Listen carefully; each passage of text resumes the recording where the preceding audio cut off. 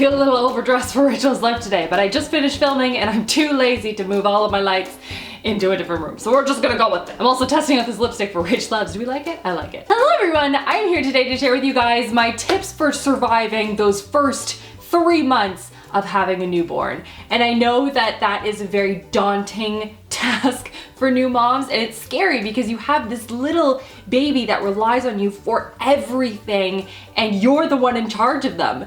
And it's like, me? You want me to take care of this baby? And I was terrified with Julia because I had zero experience with children and I could barely keep plants alive. It is totally something you're gonna get through. They will grow up, they will sleep for longer. It's going to get better if you are struggling right now. And remember to soak in all of this newbornness right now because they're going to grow up so fast before you even notice. It's crazy how fast they grow. So I just wanna say that off the bat. Deep breath, we're gonna get right into it, all the nitty-gritty details. So without further ado, let's get into this. So the first thing I wanna talk about is resetting your task or to-do list expectations.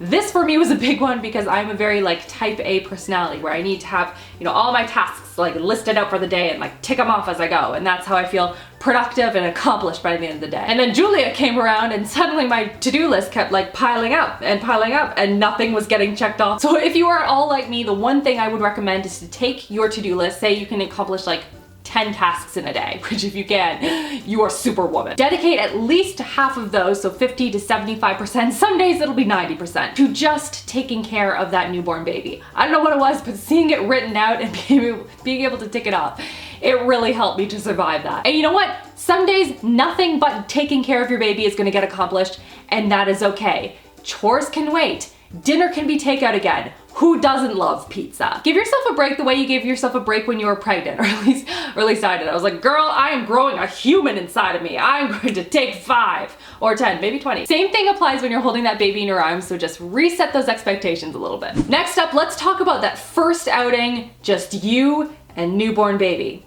the two of you. Out on an adventure to Target or something. That was probably one of the scariest moments for me because I was like, what if she poops? What if she starts crying? What if I don't know what to do and I'm in the middle of the line and I need to buy some stuff? Do I just leave? I don't know what to do. I don't know what it was, but I just felt like I should be expected because I'm a mom to know everything about my baby, and I just felt like other people would judge me for not knowing what's wrong with my baby, which is ridiculous, but that's just something that went through my head. So one thing that I would recommend is to make your first couple of outings very light and bright. So, a trip around the park, or perhaps just sauntering through the aisles of Target, not necessarily buying anything, or going out for coffee with a friend or something like that. Something that is easily escapable. You can kind of test it out and practice with the stroller and just take a jaunt through, grab a coffee, something like that. Just really take it easy and go around and do your thing. And that way you'll sort of get to know your baby a little bit better and what times of days are better for them and how much time you can take, just things like that that just come with experience. So take your time. That first setting will be a little bit nerve-wracking, but once you get that first couple under your belt, it does get easier. Next up are some tips for babies that might have some sensitive stomachs. So for me, that was Julia. And so I wanted to share hopefully some helpful tips for you guys that I learned through trial and error with Julia and through the expertise of my mom and mother-in-law. So first thing, after you feed your baby, make sure that you burp them. So if you're nursing, on one side burp and then the other side burp. That's really, really important because that's going to let all of those little air bubbles and everything escape a lot faster. And make sure you talk to a doctor or nurse about the proper way to burp your baby. I'm not a doctor, so please talk to someone who is qualified at this stuff. But one thing that I learned is that I was being way too gentle with my baby. I'm like, I'm going to break them. But it is much more of a firm, tap on the back to kind of break up those bubbles a little bit. So ask a doctor or a nurse or your physician or something like that, someone who has some experience with this to help you to nail down that technique. And then the other tip I have is to put them on your lap so their back is on their lap and their head is at your knees, and take their little legs and rotate them in circles and clockwise motions. That's going to break up some of those gas bubbles and allow them to make their exit, and that will make them a lot more comfortable and hopefully stop crying. Another tip that I have is to teach them early on to love their crib or bassinet or pack and play or whatever it is that you're putting them into sleep. It may be easier right now to have them fall asleep in your arms,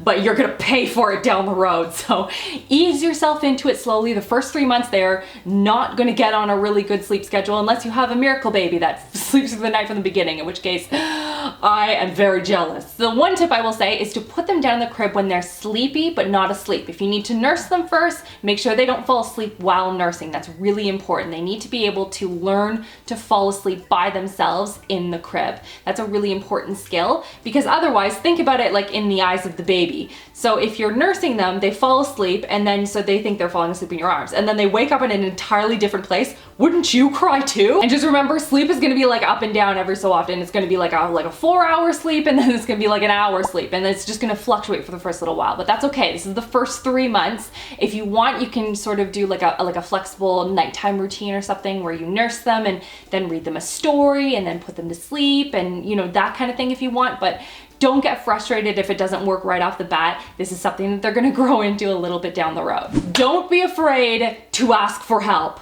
Oh my goodness, I cannot stress this enough. The number of times I would call my mom or my mother-in-law and be like, please come over, I need a shower.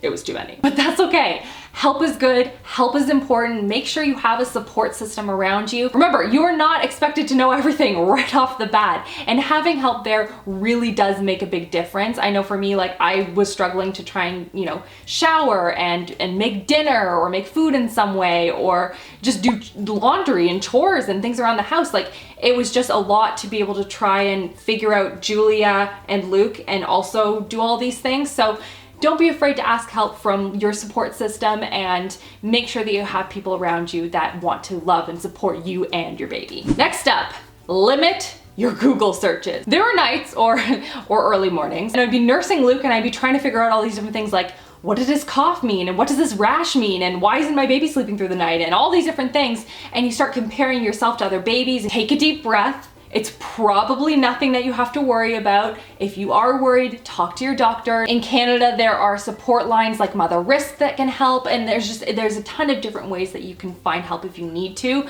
but try not to get sucked into that world, because sometimes it can just make you into this panicky mess. And breastfeeding isn't always easy, but for me, it is 100% worth it. And I want to say off the bat that breastfeeding is very important to me as my own personal experience. I don't have any experience in formula feeding babies. I know what I was taught from my doctors, from my mother and mother-in-law, from other mothers that are my age, and we were all taught the importance of breastfeeding. So what ended up being the struggle I was having with Julia is that I was too like uptight and tense and worried the entire time, and I was just like, is she latching properly? And I don't understand why it hurts, and you need to relax, shoulders back, watch a show. Throw on some Netflix. It makes it a lot easier if you're both relaxed and you're not uptight, because your baby can feel that energy as well.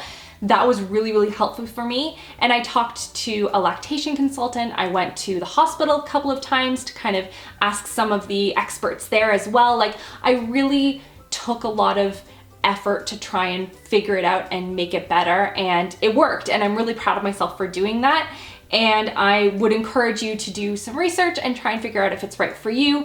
But for me, it was totally worth it. And that's everything for this video. Give it a thumbs up if you want to see more mom-related content. And if there are any particular questions that you guys have out there of content you want to see on this channel, leave them in the comment section below so I know. And don't forget to subscribe so you don't miss out on new videos every Saturday. I hope you're all having a wonderful weekend so far, and I will see you guys all in my next video. Love you girls. Mwah.